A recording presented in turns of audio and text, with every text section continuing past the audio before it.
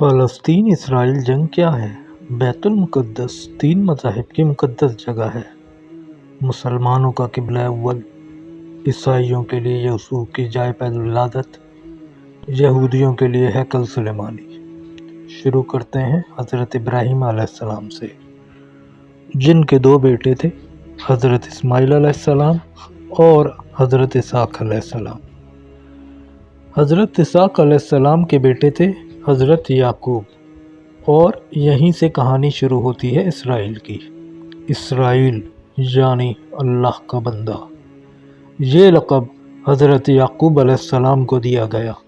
حضرت یوسف علیہ السلام نے جب کفیل مصر بنے تو آپ کو حکم ہوا کہ اپنے تمام خاندان یعنی آل یعقوب کو مصر بلایا جائے، اور مصر کی سرزمین کا ایک مخصوص حصہ ان کے لیے مختص کیا گیا، اور اللہ کی طرف سے کہا گیا، اے آل یعقوب، اس سرزمین میں تمہارے لیے برکتیں ہیں۔ حضرت یوسف علیہ السلام 12 بھائی تھے، اسی لیے اللہ تعالیٰ نے ان کے لیے 12 چشمے جاری کیے، اور یوں اس سرزمین کا نام حضرت یعقوب کے لقب سے اسرائیل پڑ گیا، جسے آج یروشلم بھی کہا جاتا ہے۔ آپ کی نسل سے کم و بیش 70,000 انبیاء کرام آئے۔ حضرت یوسف کے بھائی یہودا کی نسل آگے بڑھی تو اس میں سے آنے والے تمام بنی اسرائیلی یہودی کہلانے لگے۔ وقت گزرتا گیا اور حضرت موسیٰ علیہ السلام کا دور آیا۔ جب فرعون نے مصر کی زمین آپ پر تنگ کی تو بنو اسرائیل کے ساتھ آپ کو مصر سے نکلنا پڑا، اور اسی دوران بنی اسرائیل پر اللہ کا عذاب نازل ہوا۔ اس دوران بنی اسرائیل پر اللہ تعالیٰ کی بہت سی کرم نوازیاں بھی ہوئیں، جس میں من و سلویٰ، چشموں کی بہتات، مچھلیوں کے شکار کا ذکر قرآن پاک سے بھی ملتا ہے، اور وہیں ہمیں ایک گائے کا ذکر بھی ملتا ہے جس کے لوتھڑے سے مردے نے اللہ کے حکم سے زندہ ہو کر اپنے قاتل کا بتایا۔ اس گائے کی نشانیاں اللہ تعالیٰ نے قرآن پاک میں بیان فرمائیں، جو کہ ایک سرخ مائل رنگت کی گائے تھی، اور ایسی گائے آج بھی یہودیوں کے نزدیک مقدس مانی جاتی ہے۔ حضرت موسیٰ علیہ السلام کے بعد دیگر نبی بھی آئے۔ اس دوران میں حضرت موسیٰ علیہ السلام اور ان کے دور کی کچھ باقیات تورات، من و سلویٰ کا کچھ حصہ بنی۔ بنی اسرائیل نے ایک صندوق میں جنہیں محفوظ کر لیا۔ یہ اللہ کی طرف سے حضرت آدم کو دیا گیا ایک خاص صندوق تھا، جو کہ نسل در نسل نبیوں کے پاس رہا، جسے قرآن میں تابوت سکینہ کے نام سے بھی پکارا گیا ہے، اور یہ یہودیوں کو اپنی جان سے بھی زیادہ عزیز ہے۔ حضرت داؤد نے جب جالوت کو ہرا کر اس سے تابوت سکینہ حاصل کیا تو یوں بنی اسرائیل نے انہیں نبی تسلیم کر لیا، اور حضرت داؤد علیہ السلام اس صندوق کی حفاظت کے لیے ایک دیو ہیکل تعمیر کروانا شروع کیا، جو کہ ان کی زندگی میں تو مکمل نہ ہو سکا، مگر ان کے بیٹے حضرت سلیمان علیہ السلام نے جنوں کی مدد سے اس کو مکمل کروایا، اور اسی دوران آپ کی بھی وفات ہو گئی، اور اسی وجہ سے اسے ہیکل سلیمانی بھی کہا جاتا ہے۔ بعد ازاں بابل کے بادشاہ بخت نصر نے اسرائیل پر حملہ کیا اور ہیکل سلیمانی کو بھی گرا دیا، اور تابوت سکینہ کو بھی اپنے ساتھ لے گیا۔ سیپرس دی گریٹ نے دوبارہ یہ شہر حاصل کیا، یہودیوں کو یہاں دوبارہ آباد کیا گیا، اور تابوت سکینہ کو بھی واپس لایا گیا۔ ہیکل سلیمانی ایک دفعہ پھر تعمیر کی گئی، اور پھر وقت گزرا اور حضرت عیسیٰ علیہ السلام کی آمد ہوئی، جنہیں نعوذ باللہ یہودیوں نے دجال، ناجائز اور کیا کیا لقب دیے۔ یہاں سے یہودیوں میں دو الگ قومیں ہو گئیں، ایک یہودی اور دوسرے عیسائی۔ یہودیوں نے سازش کر کے حضرت عیسیٰ علیہ السلام کو صلیب پہ چڑھانا چاہا، اور اللہ تعالیٰ نے انہیں اپنے پاس اٹھا لیا۔ اس کے بعد یہودیوں اور عیسائیوں میں کئی چھوٹی موٹی جنگیں ہوئیں۔ پھر عیسائی رومی بادشاہ ٹائٹس نے اس شدت سے یروشلم پر حملہ کیا کہ اس پورے علاقے کی اینٹ سے اینٹ بجا دی۔ ہیکل سلیمانی کو بھی گرا دیا، جس کی صرف ایک دیوار اس وقت اپنی حالت میں موجود ہے، جسے دیوار گریا کہا جاتا ہے، جہاں یہودی جا کر تورات کی تلاوت کرتے ہیں اور گریہ ازارہ کرتے ہیں۔ تابوت سکینہ بھی نہ جانے کہاں غائب ہو گیا۔ ٹائٹس کے حملے کے بعد یہودی آخری نبی کے انتظار میں تھے، کیونکہ اللہ پاک کا ان سے وعدہ تھا کہ انہیں پھر عروج بخشا جائے گا، اور اس وعدے کا ذکر سورہ بقرہ میں بھی موجود ہے کہ اے بنی اسرائیل، ان نعمتوں کو یاد کرو جو تم پر کی گئیں، اور اپنا وعدہ پورا کرو، ایمان لاؤ تاکہ ہم بھی اپنا وعدہ پورا کریں۔ قیامت کی نشانیوں میں سے ایک نشانی یہ بھی ہے کہ ہیکل سلیمانی کی 3 دفعہ تعمیر ہوگی، جو کہ 2 دفعہ ہو چکی ہے۔ یہودی اپنے مسیحا اور آخری نبی کے انتظار میں تھے کہ ٹائٹس کے حملے کے 500 سال بعد نبی آخر الزماں حضور صلی اللہ علیہ وآلہ وسلم کی ولادت ہوئی۔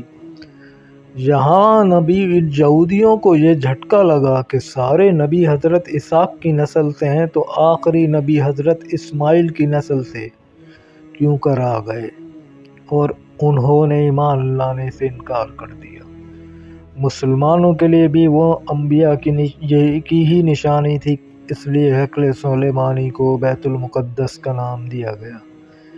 اسلام کے آغاز میں یہودیوں کو قائل کروانے کے خاطر ہی بیت المقدس کی جانب منہ کر کے نماز ادا کرنے کا حکم ہوا، کیونکہ یہودی اس طرف منہ کر کے عبادت کیا کرتے تھے۔ 17 ماہ بعد ہماری عبادت کا رخ بیت المقدس سے بیت اللہ کی طرف موڑ دیا گیا، کیونکہ مسلمانوں کا شروع سے قبلہ اول وہی رہا، جسے پہلے حضرت آدم اور پھر حضرت ابراہیم علیہ السلام نے تعمیر کیا۔ حضرت عمر رضی اللہ کے دور میں حکومت میں اسرائیل یعنی یروشلم پر عیسائیوں کا قبضہ تھا۔ بیت المقدس کے ہی احاطے میں انہوں نے گرجا گھر تعمیر کیا ہوا تھا، اور عین تابوت سکینہ والی جگہ میں وہ گند پھینکا کرتے تھے، یہودیوں کی نفرت میں۔ یروشلم کی فتح کے وقت جب حضرت عمر وہاں گئے تو عیسائیوں پر بھرم ہوئے۔ وہاں صفائی کروا کر مسجد تعمیر کروائی، اور قرآن میں موجود معراج والے واقعے کی نسبت سے اس مسجد کو مسجد اقصیٰ کا نام دیا۔ یہودیوں کی دیوار گریا بھی اسی احاطے میں موجود تھی، تو زائرین کی حیثیت سے انہیں بھی وہاں آنے کی اجازت دے دی گئی۔ خلافت عباسیہ تک یروشلم میں ایک مسلم شہر رہا۔ اس کے بعد عیسائیوں نے دوبارہ یروشلم پر حملہ کر کے اس پر قبضہ کر لیا۔ صلاح الدین ایوبی نے عیسائیوں کے خلاف 50 سے زائد جنگیں کر کے بیت المقدس دوبارہ حاصل کیا، اور پھر 700 سال تک یہ خلافت عثمانیہ کے زیر اثر رہا۔ یہودیوں کو بھی دیوار گریا تک اپنے مذہبی اقدامات کی آزادی رہی، اور یہودی آہستہ آہستہ پھر یروشلم میں آباد ہونا شروع ہو گئے۔ اس دوران میں کئی بار انہوں نے خلافت عثمانیہ کے سلطان کو پیسوں کے عوض یروشلم انہیں سونپنے کا لالچ دیا، لیکن ناکام رہے۔ اور پھر دوسری جنگ عظیم میں عیسائی سپاہی ہٹلر نے چن چن کر یہودیوں کو مارا۔ قریباً 60 لاکھ کے قریب یہودیوں کا قتل عام کیا گیا، اور یہ در بدر بھاگنے پر مجبور ہو گئے۔ اس دوران میں انہیں یہ اندازہ ہو چکا تھا کہ انہیں اب خود اپنی پہچان بنانی ہے، اور بائبل میں موجود یہودیوں کے آخری عروج سے قبل آنے والی نشانیاں بھی ظاہر ہو چکی تھیں، اور وہ یہ تسلیم کر چکے تھے کہ ان کا آخری مسیح اب دجال ہوگا، جس کی بدولت پوری دنیا میں ان کا دوبارہ بول بالا ہوگا۔ انہوں نے برطانیہ سے ساز باز کر کے خود کو الگ ریاست تسلیم کروا لیا اور یوں اسرائیل باقاعدہ ایک ملک کی صورت میں دنیا کے نقشے پر ابھرا۔ پھر آہستہ آہستہ انہوں نے فلسطین اور دیگر مصری علاقوں پر بھی قبضہ کر لیا۔ عرب ممالک اسرائیل کے خلاف جنگ پر آئے، لیکن اس وقت تک یہ خود کو اتنا مضبوط کر چکا تھا کہ عرب ممالک کو اس ایک چھوٹے سے ملک سے منہ کی کھانی پڑی۔ عیسائیوں نے بھی دیکھ لیا کہ اب ان سے لڑ کر کچھ وصول نہیں ہونا، تو باقاعدہ گرجا گھروں میں انہوں نے پادریوں کی تقریبات منعقد کی اور یہودیوں کے لیے معافی کا اعلان کیا گیا۔ یوں سیاسی اور اقتصادی مفاد پرستی نے 2000 سالوں سے ایک دوسرے کے ازلی و جانی دشمنوں کو ایک صف پر لا کر کھڑا کیا۔ اور قرآن کی بات بھی سچ ہو گئی کہ یہود و نصارہ ایک دوسرے کے دوست ہیں۔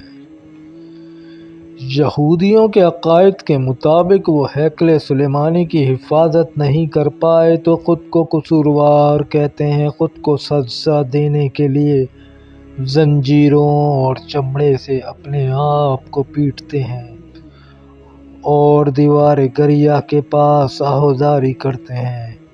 وہ ایمان رکھتے ہیں کہ تیسری بار انہیں پوری دنیا پر حکمرانی حاصل ہوگی۔ اس کے لیے انہیں مسجد اقصیٰ کو گرانا ہوگا، جس کی تیاری وہ کر چکے ہیں۔ کب سے مسجد اقصیٰ کے نیچے بارودی سرنگیں بچھا دی گئی ہیں۔ اس کے بعد ہیکل سلیمانی تعمیر کر کے تابوت سکینہ وہاں رکھنا ہے۔ تابوت سکینہ بھی وہ دوبارہ حاصل کر چکے ہیں، لیکن مسئلہ تھا سرخ گائے، کیونکہ ان کے عقیدے کے مطابق وہ ناپاک ہیں اور جب تک پاک نہیں ہو جاتے ہیکل سلیمانی کی تعمیر نہیں کر سکتے، اور پاک ہونے کے لیے انہیں سرخ گائے کی قربانی دینا ہوگی۔ وہ گائے جس کی نشانیاں قرآن پاک میں بیان کی گئی ہیں، جو اس وقت بھی انہیں ڈھونڈنے میں مشکل ہوئی تھی، اب بھی 100 سال تک وہ ویسی گائے کی تلاش کرتے رہے۔ ٹیکنالوجی کا استعمال کرتے ہوئے بچے پیدا کرنے کا کامیاب تجربہ کیا۔ انہوں نے پھر اس تجربے کی بدولت ویسی نشانیوں والی گائے پیدا کرنے کی کوشش کی گئی، لیکن ناکام رہے۔ سن 2019 میں ایک امریکی ریاست سے 5 عدد ویسی گائیں انہیں مل گئیں جس کے جسم پر سرخ رنگ کے علاوہ اور کوئی بال نہیں تھا۔ انہیں کبھی کام کے لیے استعمال نہیں کیا گیا تھا۔ اگلی نشانی کہ ان پر کسی بیماری کا اثر نہیں ہونا چاہیے۔ پوری دنیا میں کووڈ پھیلا، مختلف جانوروں کے ساتھ انہیں بھی ٹیسٹ کیا گیا اور ان پر اس بیماری کا کوئی اثر نہ ہوا۔ مسٹری آف ریڈ ہیپر، یہ گوگل میں سرچ کر کے آپ اس سے متعلق تفصیل پڑھ سکتے ہیں۔ الغرض کرب قیامت اور دجال کے ظہور ہونے والی تمام تر تیاریاں وہ مکمل کر چکے ہیں۔ اپنی مرضی کے ڈاکٹر، انجینئر، بچے پیدا کرنا، 9D ٹیکنالوجی کی مدد سے ایک جگہ ہوتے ہوئے کئی وجود میں رہنا، اپنی مرضی کے موسم بنانا، جب چاہو بارش برسا دینا، چند دنوں میں پوری دنیا گھوم لینا، یہ سب دجالی نشانیاں ہیں، جو آج کے دور میں کوئی مشکل کام نہیں۔ انہوں نے اتنے اچھے سے تیاری کر لی ہے کہ اب بابلت جس جگہ حدیث کے مطابق دجال کا حضرت عیسیٰ علیہ السلام کے ہاتھوں قتل ہونے کا ذکر موجود ہے، اس جگہ وہ دجال کے فرار کرنے کے لیے ایئرپورٹ بنا چکے ہیں۔ یہ سب تو قرب قیامت کی نشانیاں ہیں اور ہیکل سلیمانی نے بھی بن کر رہنا ہے۔ پھر اصل جنگ کیا ہے؟ اصل جنگ ہے عقائد کی۔ ہم اپنے عقائد میں اس قدر کمزور ہو چکے ہیں کہ نماز پڑھیں یا نہ پڑھیں ہمیں فرق نہیں پڑتا۔ اپنے بہن بھائیوں کا حق کھا کر ہم خوشی محسوس کرتے ہیں اور فرقوں کے خرافات میں الجھے ہوئے ہیں۔ فلسطینیوں کے لیے سوائے دعا اور احتجاج کے ہم کیا کر سکتے ہیں؟ کیا ہم اپنے عقائد اتنے مضبوط کر لیے ہیں کہ ڈالر کے بہکاوے میں نہ آئیں؟ کیا ہم یہودیوں کے مقابلے میں نکلنے والے خراسان مجاہد کی لسٹ میں آتے ہیں یا بس سوشل میڈیا کے تماشائی ہیں؟ اور اگر آج دجال ظاہر ہو جائے اور توبہ کا دروازہ بند ہو جائے تو ہماری آخرت کے لیے کیا تیاری ہے؟